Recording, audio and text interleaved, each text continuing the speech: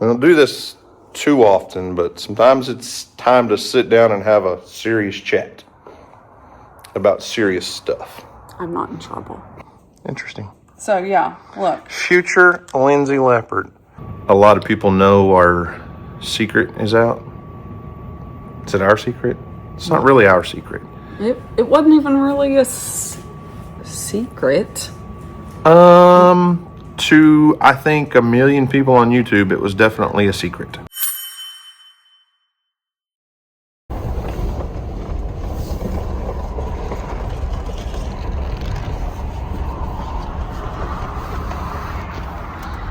Time to go to work. There's work to be done. I agree. I brought your coworkers. Yay. You seemed happy about that. Nope. Kelsey's a high-strung coworker. She is. Stresses me out. She does better in an open field than a confined warehouse. I agree. Let's go. Inside.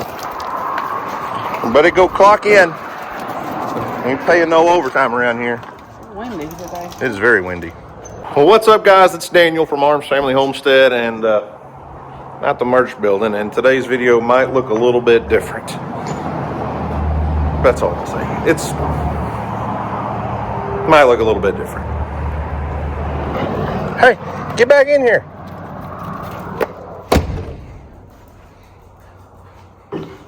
This place is a mess. Is it? No, not really. It's not too bad, actually. There's a little bit of disaster left from the chaos, but it could be a lot worse. It's all my work I did yesterday. All your work you did yesterday? Okay, I want to follow you in your work then. I wasn't planning on anyone seeing my feet. What's wrong with your feet? We weren't going to look at your feet until you said, don't look at my feet. Sort of wearing house shoes. Sort of wearing house shoes. Well, you know. These were Houston's, and he outgrew them. So. You kind of work from home, sort of. Sort of. Hey, get back in here. Come here. Oh, you got more? Yeah. So, yeah, well, no, it wasn't last week. It was this week. It was still this week. It was still this week. Whew. It's cold. Pecan sale was successful. It was. We have a handful of each left over that I will eventually put in stock. Yeah, these are secret back stock of white chocolate, sandbar, milk chocolate that are not available on the website right now. Now we still have plenty of regular pecans. Yeah, that's what I was going to say. Yeah. We still have probably, I would say 500 bags of regular pecans, diet pecans. Diet pecans, yes. Yeah, we don't have any full flavor, full calorie pecans. This dog is crazy. I can't even see her. She's playing with her toy that she found in here that wasn't really hers. Anyways, we do still have plenty of diet pecans. Mm-hmm. You know, it's January. Everybody's on their health kick right now, right? That's right. They're a good snack. They are. They are a good snack. My favorite way to eat any of the white chocolate or the milk chocolate is to get like a handful of regular pecans and like 3 or 4 of the chocolate covered ones and eat them together. Not at once. No, not all at once. Your bites are gigantic, so that wouldn't Listen, surprise we're not me. here to be hateful. I'm just saying I like to tame down the chocolate with some regular pecans. Mm-hmm. Anyways, we do have those available. Everything else is not available currently in the pecan world. In the pecan world. Still waiting to see if we have how many or what we have left in the bear t-shirts. Yep. We can't put our excess stock on the website and sell those until we know that everything has been delivered and we didn't mess up too many sizes. Correct. Every once in a while we'll get an email or something from somebody that says, hey, I got my shirt in and it has a huge hole in it. Yeah, we wouldn't know that. No, I mean, they come to us like this. That rarely happens. Usually every once in a while. It's like someone will order 2 or 3 of the same size and they only get 1 or 2. Yeah. You know, just accidentally overlook the quantities. Right. So. That's not my fault. It's not my fault. It happens. Anyways. It's been your fault. We're going to do a few things here, and then we need to have a little chit-chat. Like, a serious chit chat.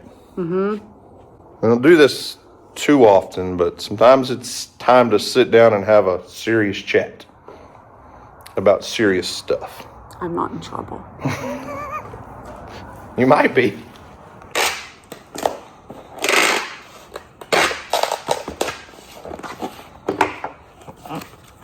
Can I help you? The shirt. Oh, yes. You don't live in Lindsay. I don't. You're not a Lindsay Leopard fan. I am sometimes. You're a Sulphur Bulldog. Yeah. Yeah. Like 99% of the time. But now, like 1% of the time, when we go watch Emily's boyfriend play ball, I'm a Lindsay fan. What most of you don't know is that I used to live in Lindsay. I was born in Chickasha, which is a bigger town than Lindsay, real close to Lindsay. And back in 1982, we lived on a farm in Lindsay. My grandparents owned a farm there, and we lived there. We had I wish they wouldn't have sold it. I know. Wouldn't that be so cool? It was like 1,000 acres, wasn't it? I don't even know. I don't have a clue. I just made that up. was a I don't lot. know. It was a lot of land. I know that. It was a lot of land, and so that's where I lived until my brother was born, and a few years after me. So technically, I was a Lindsay-ish person for a while. I never went to school there, but I did have a shirt made for me. I mean, I didn't. My mom did. Future Lindsay Leopards. Yeah. I had to break it out. Oh, wait. Turn that around. So your name's really not BJ? It's not BJ. Oh. It is DJ. And it's not D.J. No. It's actually DJ. Interesting. So, yeah, look. Future Lindsay Leopard. You better not be hanging on to that for any special reason.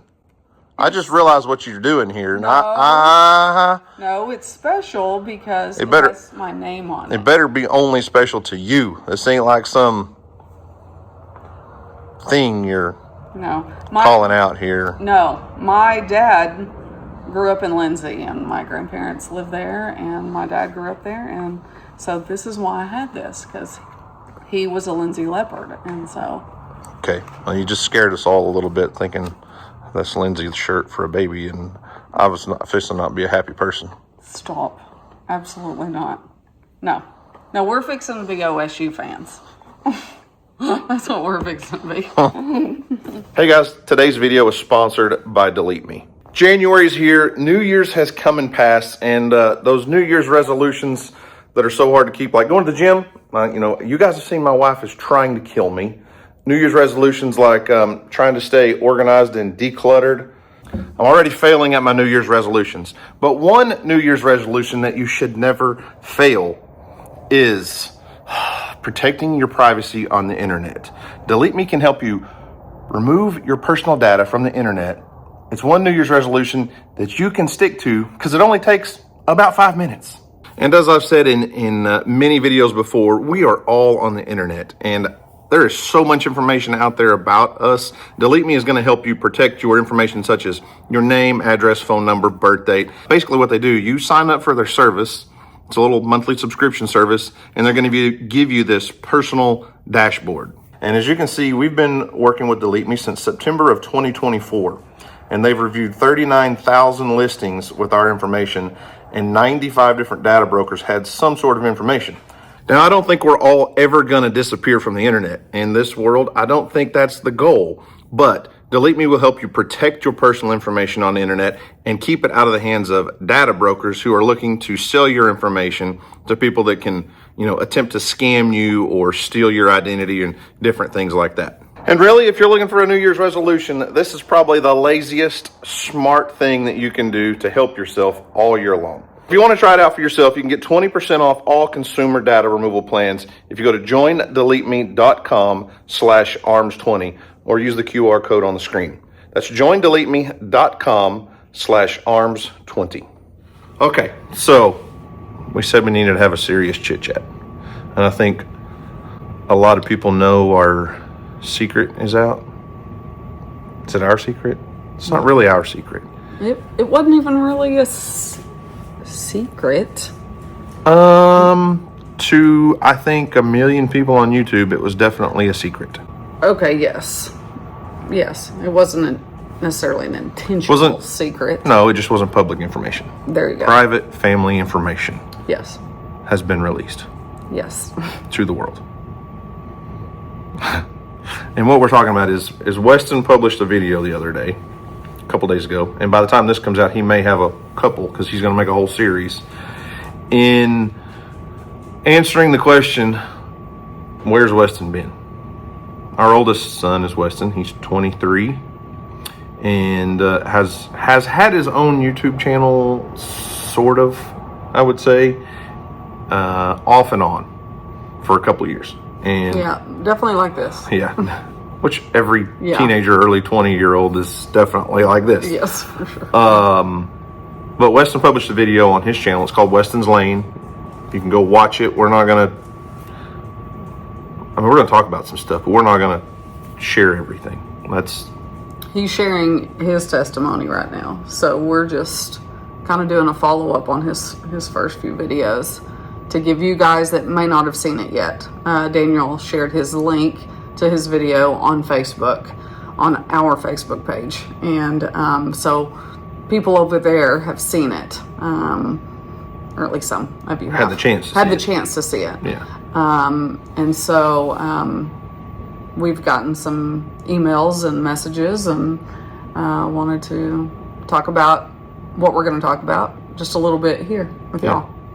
So last November, which would have been November 9th. Okay, I was going to say the 11th, but The 9th. November 9th, we drove Weston down to Fort Worth area, Texas, and checked him into a rehab facility.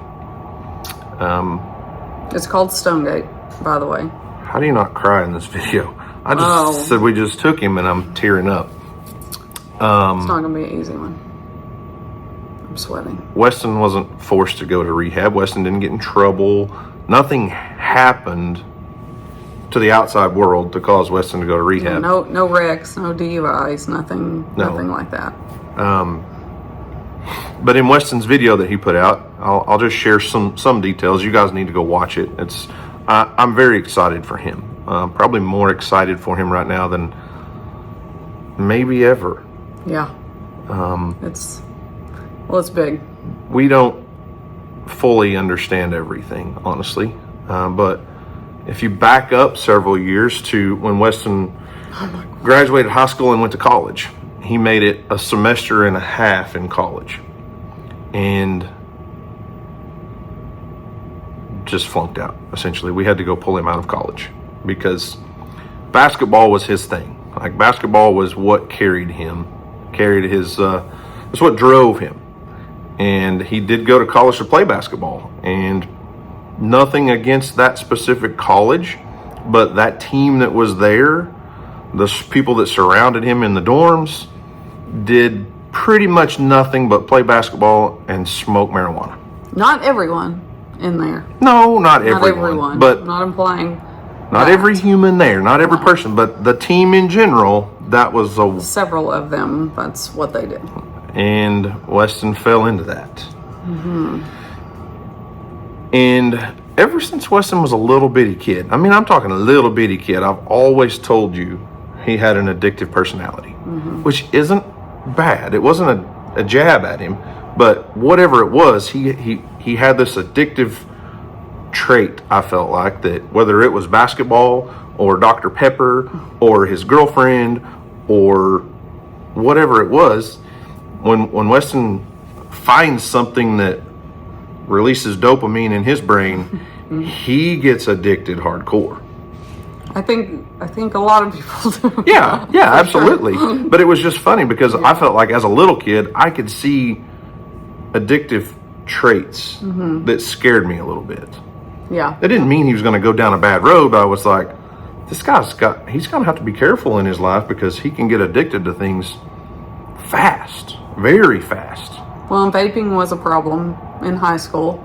a little bit before high school when it became a thing, and it was all the fruit juices and nothing made me more angry than when the vape companies really kind of took off and started coming out with like Fruity Pebbles and all these little vape juice flavors that appealed to a 14 to 18-year-old kid. And Weston got very addicted to that. And we fought him hard on that because that was a no-go for us. Obviously, we didn't want that in his body, and it was illegal also. For him, because he was underage. But, it was, we couldn't combat it when he was at school. Like, there was no winning that battle. We fought him at home. Every day. Every day. We were searching and grounding and all the things. So fast forward college, struggled. We pulled him out of college on spring break actually, and came home, and he lived with us from March to May. And matter of fact, that March or that week on spring break is when we had our razor wreck. And then he lived with us from... I don't know how your memory does this. It's like a visual timeline in her brain of everything's got... I can't put all this together like that, so I'm gonna let you do most of the talking here. That's how my memory works, for sure. So anyway, he stayed at home with us from March to May, and then he moved out down the road from us, had a rent house with a buddy of his. Had a full-time job working at the refinery, and had a really, really good job. He got off weed. Well, he had to, because he had to pass a drug test for that job. And hey, he had to be at work at like 6 o'clock in the morning. Yeah, about 30 miles away. Yeah. So he was doing it. He was doing really, really good. Yeah. For a while. I mean, close to a year, I would say. And then he eventually came to work for us, and then we tried that for a while, and I think somewhere in there is when he got back on the weed. Then issues started again, and then he got... Listen, I want to slow down for just a second. I loved having him working for us.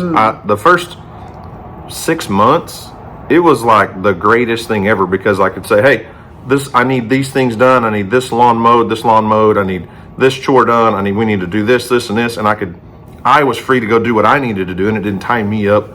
So it really helped, especially like tractor work at Mill Creek and doing all kinds of stuff. Yeah. I loved it. But over time... Well, we could tell. We could always tell when he was back on it, yes, or consistently on it. Because he'd be up here and then it would do this. He'd start avoiding us. Yeah, just a lot of little things. Yeah. Not super bad behavior, but just not great behavior. No, but it literally got to the point where we fired him. We just said we had to say, you can't do this. You can't work for us anymore because you are not being dependable. You're not being reliable. You're not showing up. You're not doing what you say you're going to do. And that drug out. That was a long process. It was. But eventually we had to say, you need to go find another job. And for some people, it doesn't affect like it did him. Some people it does affect like it did him, where it made him extremely unmotivated to do literally anything. So that became a struggle. And he got off of it for a while again after that. I think he said in his video he got off of it twice. So let's just clarify this real quick. Weston's drug of choice, and I'm still having to catch on to all of the rehab lingo. When he talks on his videos and when we talk to him in person, he rattles off stuff. I'm like, hang on, slow down. He calls it... What does that mean? In rehab, it's their DOC. Weston's drug of choice was marijuana, but it was a marijuana vape pen. Yeah. To be exact. It's I hate it. It stems all the way back to when he was a teenager and vaping was such a thing. I think it led up to that was just easy. It didn't feel like he was doing anything wrong. Right. Like I feel like most people, if they're going to go out and get leafy green marijuana and roll it into a joint and smoke it, it's legal in Oklahoma now. But if that feels like you're doing something wrong, a little old vape pen doesn't feel wrong. Correct. So anyways. So then he ended up taking a job in Colorado. I don't know what that job was. But anyway. I was working for underground boring utility. Oh, yeah, work. boring company. That's what it was. Heavy equipment work in a ditch in the ground. And mixing with. In a state where you can do that freely. So we knew that he was struggling with that, but I mean, I don't think we really knew how bad. And he worked out there for, I don't know, 8-10 months, something like that. And that company kind of whatever happened with it, and so they all came home, and that essentially was in like February, March of last year, and since then it has been a real struggle, and it just got to the point where we didn't know how to help him, what to do for him, and you know, as a mom, it was you don't know what to do because you don't want to do too much, but then you don't want to do not enough. I didn't want to be an enabler. I've seen that, and I did not want to be that. And, you know, I know we've shared on here kind of a transition that Daniel and I have had in our relationship over the past year.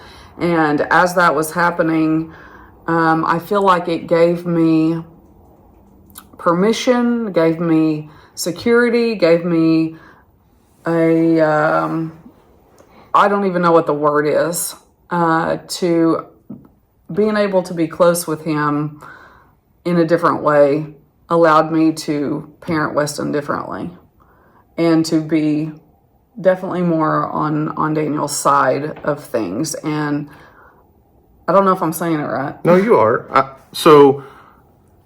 Obviously, Weston didn't just go to rehab for marijuana. That's what we really thought. It was most. That was, but we had no idea how much he was drinking. We thought, okay, he smoked all the time. When he ran out, he just got drunk because he would drink, and Weston could drink a lot. But he's a 22, 23-year-old guy that is the life of the party. We didn't think a whole lot about it, but it was more of a problem than we knew about. So it was causing him a lot more problems than we knew about. But I feel like as a dad, I saw things differently than DJ did as a mom. And we weren't always on the same level of here's what I think's going on and here's what I think we need to do and here's where I draw the line. I'm also coming from a 14-year-long history of being in law enforcement. So I see things differently than DJ sees it as a loving, nurturing mom. And I'm not saying all dads treat their kids like cops, like they're like a cop treating an inmate or a suspect. But there were things that Weston was doing that I could see that they were crossing a line for me, period. But they weren't crossing that line for DJ yet. And that caused some tremendous struggles between us because I was trying to draw a line and say, this is unacceptable, this is not okay. And DJ's, you know, an example would be Weston, we helped him get a part-time job working for the county, doing road maintenance and mowing and on a tractor and doing stuff that he's familiar with. It was a part-time job. But he took advantage of, oh, well, I just only go to work when I want to. And it was a good job for him for a while. But when he would run out of money because he wasn't working, he'd call his mom and say, Mom, I don't have any money for gas. And I would say, well, you should have gone to work more than 2 days last week and 2 days the week before and 2 days the week before that.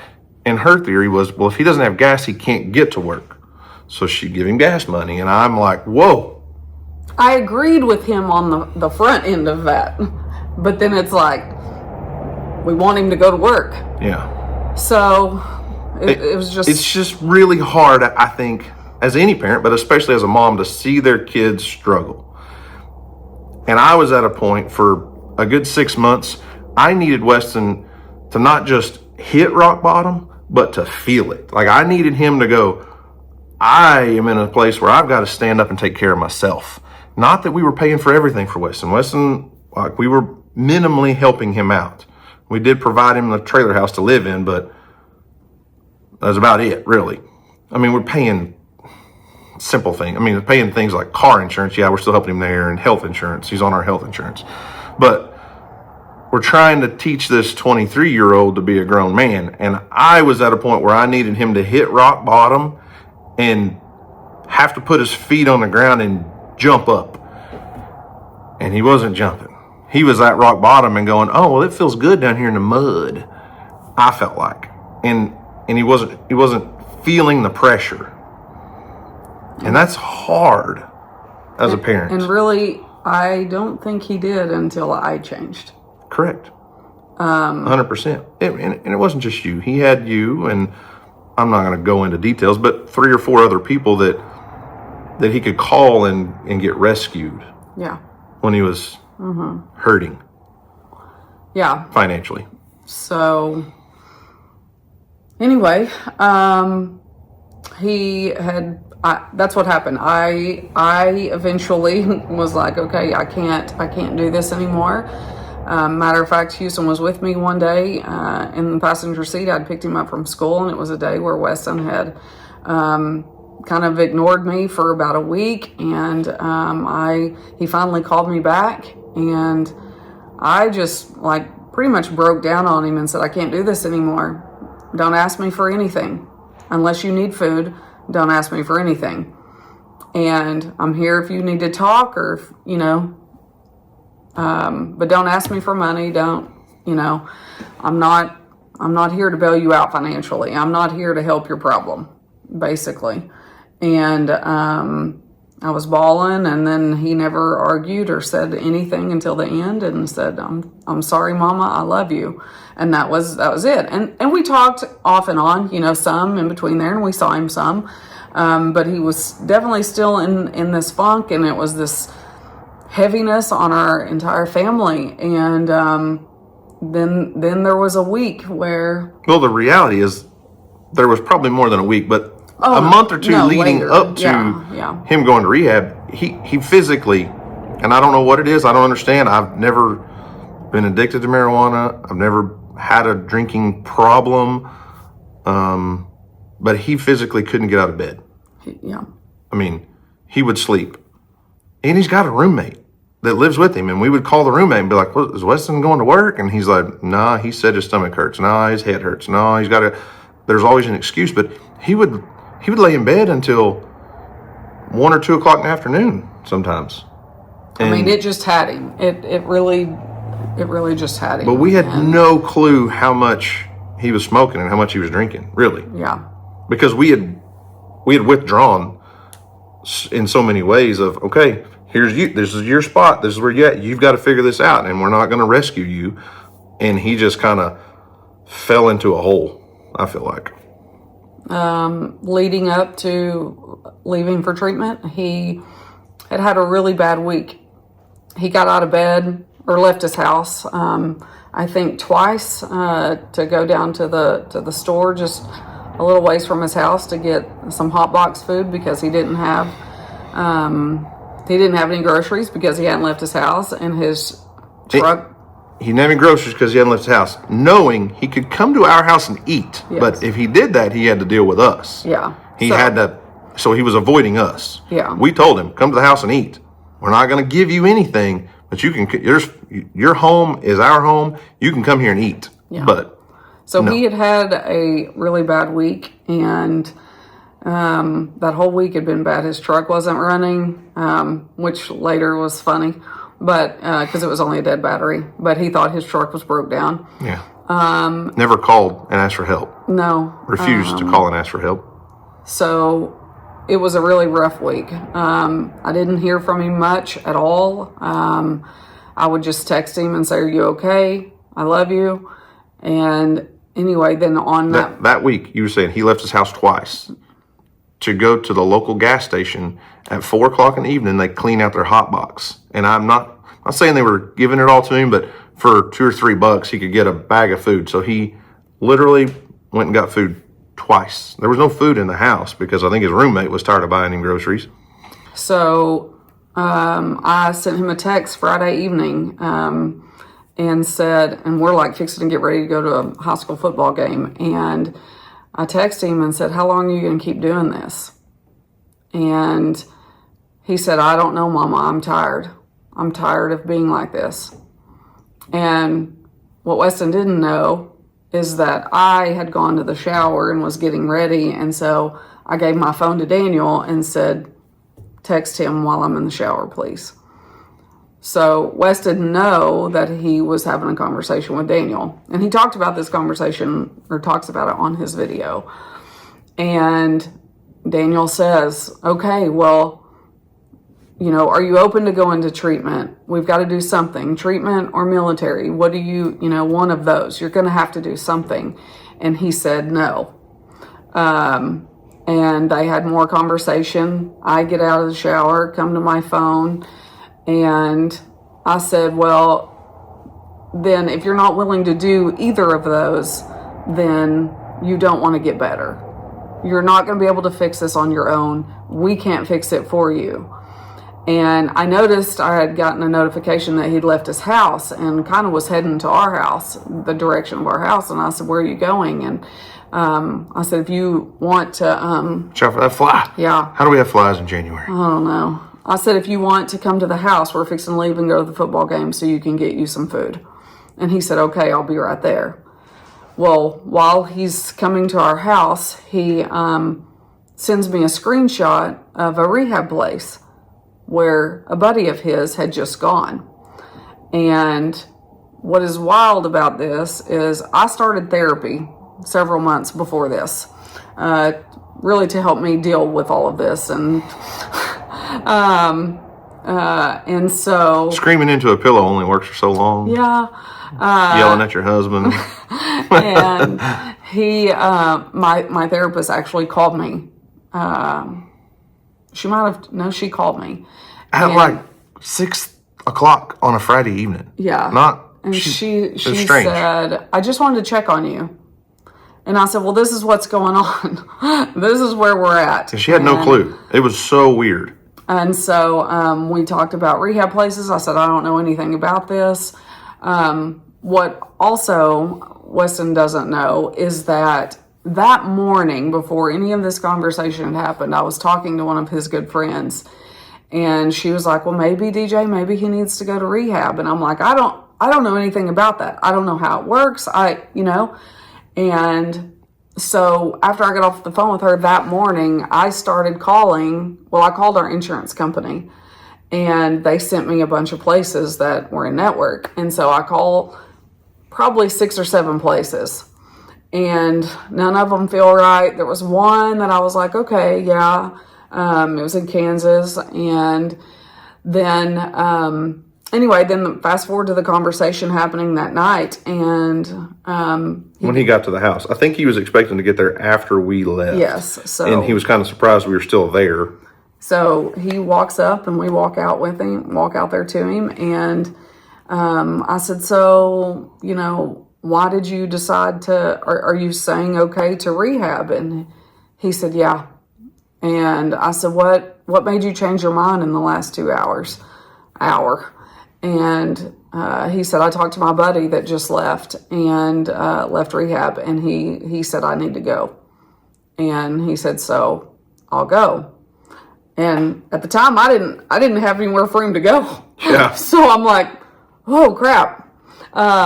So went to the ball game and he got food. And then the next, while we were talking to him at the house, we gave him a hug and said, how much do you weigh? Oh, yeah. And what did he say? 157. 157 pounds. Weston had been weighing around 180. Yeah. In August, he had weighed like 180. Yeah. Just quick cliff note ahead of time. Yeah. He called us 2 days ago after he left the gym, and he was 198 pounds. 198 pounds. Went from 157 in early November to mid-January, 198 pounds. I can't even wrap my brain around how much healthier he is and how much healthier he looks. And the conversations just talking to him, it's a different person. Anyways, back to November. So then that Saturday morning, I am up at 7 a.m. I mean, I was up before that, but at 7 o'clock, I message our insurance company again, not even knowing if, people work on Saturday mornings. And they send me, 5 or 6 more places to call. And I'm researching them on the internet and calling, and none of them were a fit. They just didn't. She called one rehab place, and they were like real short with her and said, so what's going on? What's he need? And she said, well, he's addicted to this marijuana vape pen, and he drinks, and, we just need to try to get it straightened out. And the dude says, well, can he pass a drug test? Yeah. I was like, No. We're on the phone with a rehab, right? Yeah. Rehab. Anyways. Yeah. So skipped on that one. Because anyway. He wouldn't have been able to pass a drug test when he came out of that place. I don't bet. So then the very last place I called was Stonegate in Texas, outside of Fort Worth. And when I went to their website, it was on a farm. It was faith-based. And I was like, okay, this looks really good. I watched some testimonies on there, videos of people that had gone through it. And I called them. And the guy's name that I spoke with was Logan. And shit. You can't say that. Bleep me. Now I have to remember. Sorry. She loves Jesus, but she likes to cuss a little. That's true.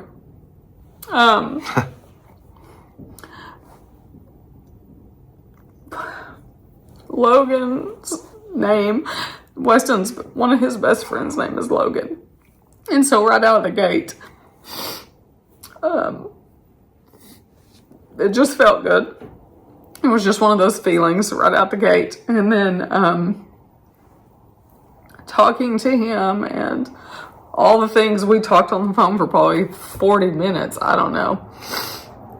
And he said, when can you bring him? If he will come. If he's open and saying he's open to this, I will call him, or you can have him call me. And I said, he ain't going to call you. He won't answer. He's not going to call you. And he said, I'll talk to him. And I said, okay. And he said, we could do Sunday, Monday. I said, I feel like we need to do it as fast as we can while he's wanting the help. And he said, I agree. And so he called Weston, and Weston didn't answer, and called him back several hours later because Weston was still asleep. By this time it's probably 10, 11 in the morning.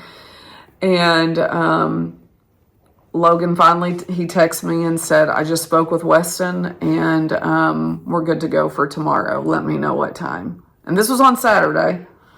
And so our plan was at 1 o'clock on Sunday to be down there. And as Weston shares on his video, y'all can go watch all of that. But he tried to get out of going on Sunday.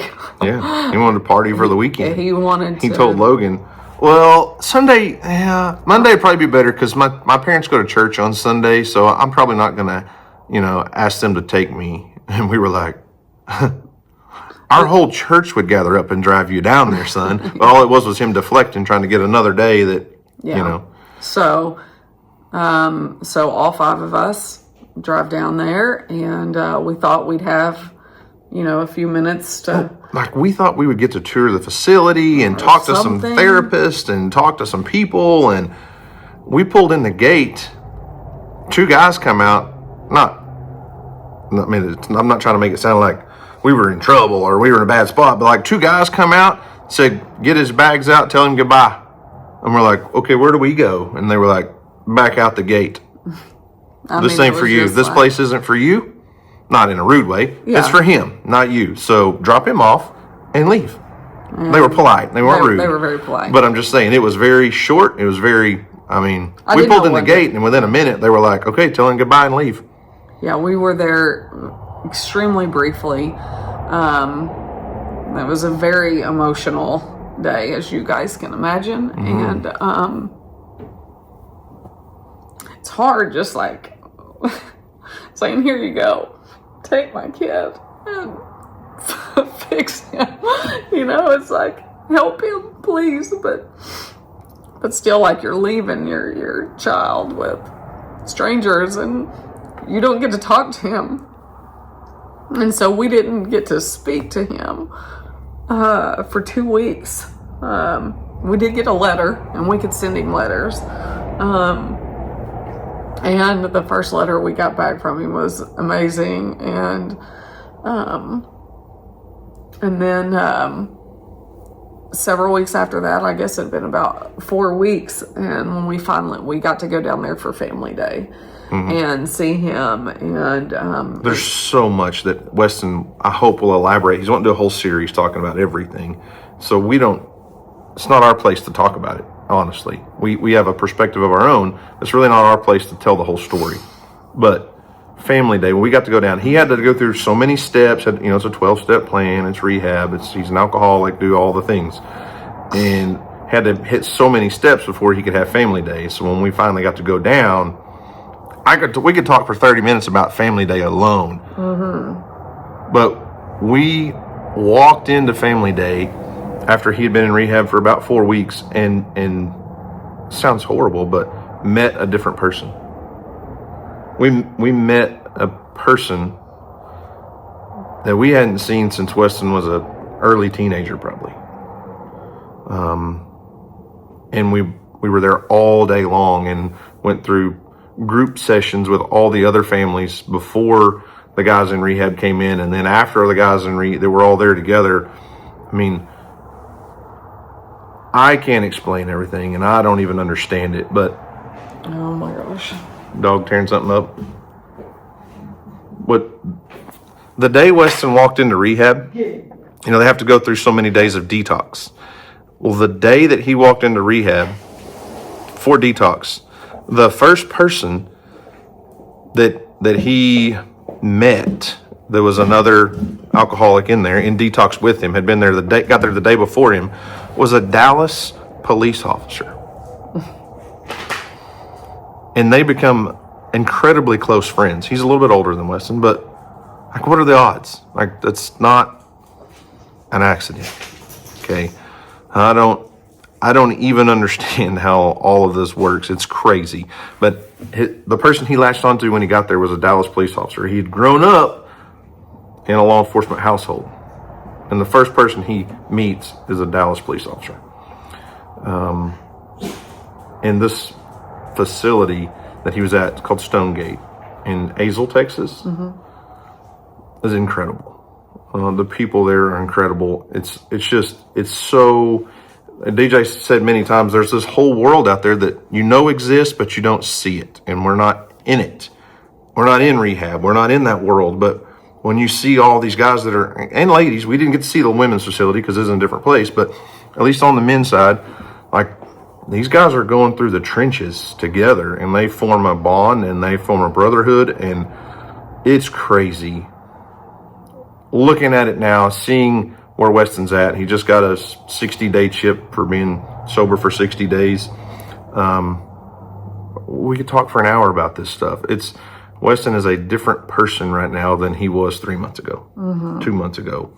Yeah. For sure. And we'll kind of speed it up. So he was there 45 days, and his exit day was actually on Christmas Eve. We got to pick him up then, and hopefully one of these videos eventually, he's going to be in one with us, I'm sure, at some point. And he's doing his own thing, but we have a video of his exit day, and it is amazing. No, we don't. No, we don't. Just kidding. There's no video. We weren't supposed to video. No one will ever see that video. It's not public. It's not, I can't, and... Yeah, no. But I might have... Listen, Stonegate has a bridge. When you enter the facility, you have to cross this bridge over a creek. Just like our house, which, have to cross our bridge, but it's there. We have a low water crossing. But the significance of this bridge is when those guys come into the facility, they cross that bridge. And then when they go through all their treatment, when they come out, they walk across that bridge to get out. And yeah, it's very emotional. They do this ceremony, I don't know, for the guys when they're leaving, and they walk across that bridge, a new person. And yeah, and he did. He did. And so he got to be with us for a couple days. We moved him actually in that same day to his sober living is what he chose, wanted to do, and we obviously fully support him in that. And but he did get to spend Christmas Eve and Christmas Day with us, and Christmas looked a little different for our family. yeah, we spent Christmas Eve and Christmas Day and that night in a hotel. Yeah, just the five of us, and it was wonderful. My parents came down and saw him, and we got to eat lunch together. Was it the day after Christmas? Yeah, the day after Christmas, and or maybe it was Christmas. Maybe it Day. was Christmas. It was Christmas Day. Yeah, and anyway, it was just Look. Oh my gosh,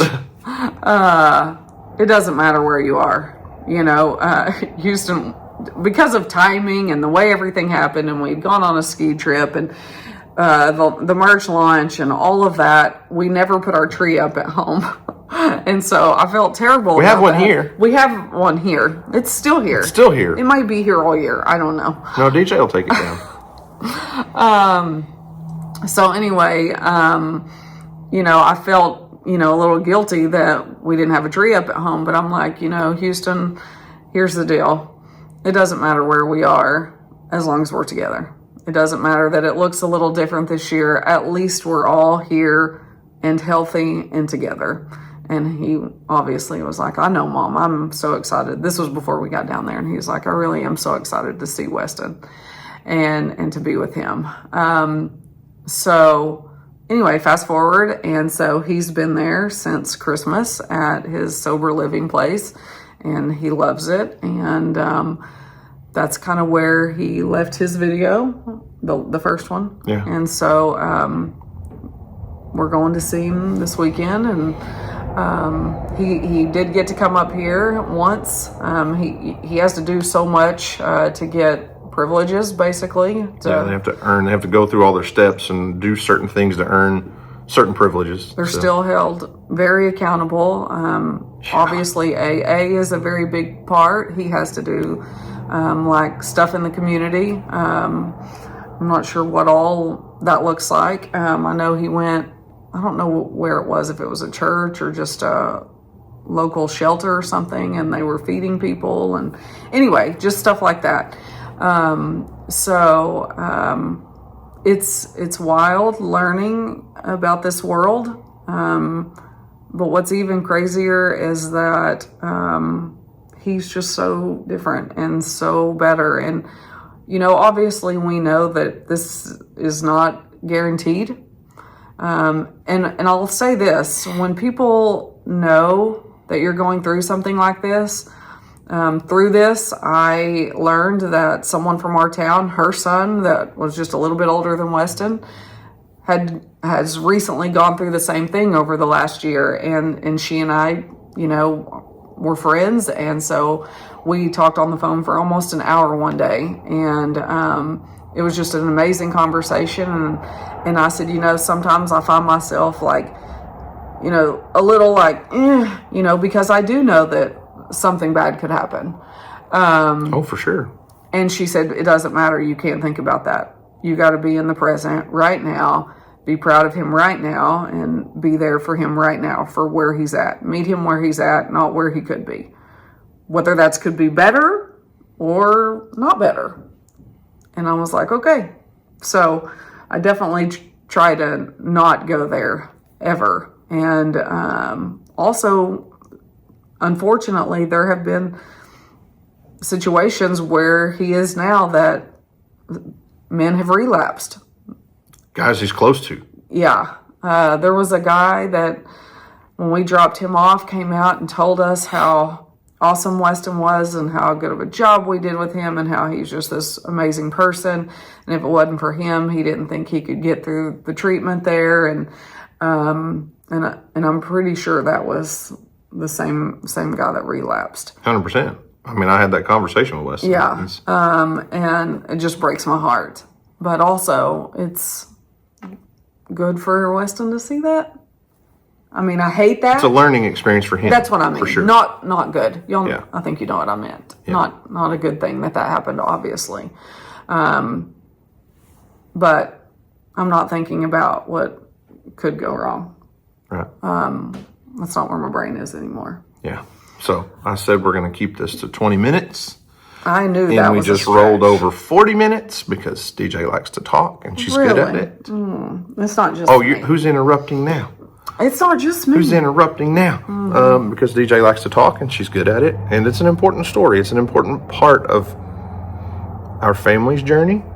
Yes. And we like to share things with you guys. We like to be true and open and as honest about everything as we can. And addiction, unfortunately, can happen to anybody, anywhere, at any age. Weston was in rehab with guys that were 20 and guys that were 60, close to it. And guys that came from nothing, rough background, no family, to well-off, very wealthy guys. Addiction doesn't care, and it's scary. And we hope that Weston's journey here, that this is a stepping stone in his life, that Weston now has a place, Weston has a story and a platform that he can use to help others. And I hope that's what he's able to do. I feel like a lot of young people, I know for myself included, for a short time in my life after high school, it's like, what's my purpose? I feel like not everyone has they know what they're going to do and it's all laid out and ready to go. Some people don't. Some people are like, I don't know what I want to do because I'm 19 or 18 or 17. I was 17 when I graduated high school. So, I think a lot of times we don't know what our purpose is. And until we find our purpose, our life doesn't look like we want it to, I think. And then once we figure that out, it looks a whole lot different. Yeah. And right now, his is looking a whole lot different. And thank God. I mean, Weston didn't do this on his own, and we didn't do it for him. And I refuse to let anyone else take the credit for what Weston's doing and what Weston has accomplished. This is his journey. I don't want to be the one telling that story. I don't want to be the one taking the credit. It's not our journey.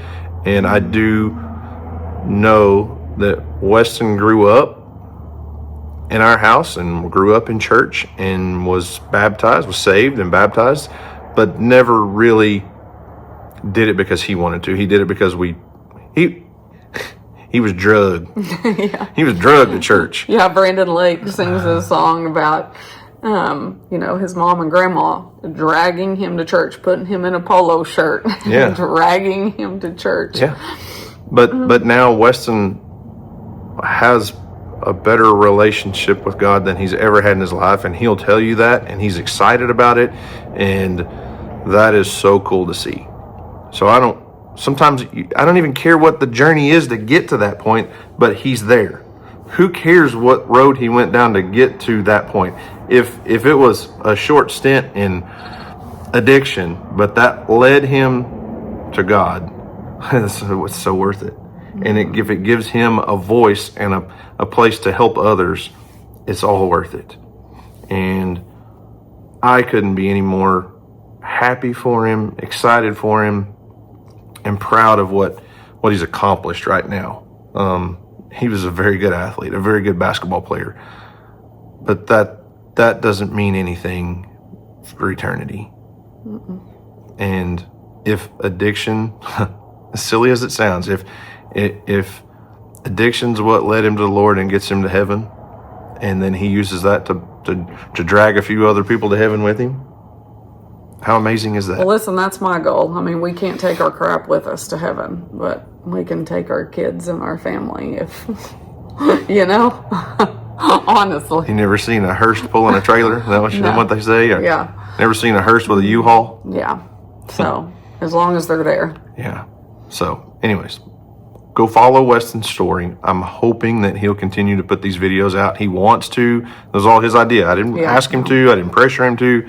This was all him. So Weston's Lane on YouTube, WSTONSLANE is his name. It's actually his name. Weston Lane. Yeah. Lane, Weston Lane, but he calls his channel Weston's Lane. Go check it out. He'll appreciate it. And read the comments. They are, oh my gosh, unbelievably amazing. How many people can relate to his story. So 45 minutes in, here we are. I told you we needed to have a serious chat, and it wasn't about a baby shirt. No. Thankfully. And it sounds like my brother's pulling up on a four-wheeler, so it's a good place to end. I agree. We don't need him on here. I told you today's video was going to look a little bit different. And, well, life looks a little bit different in so many ways.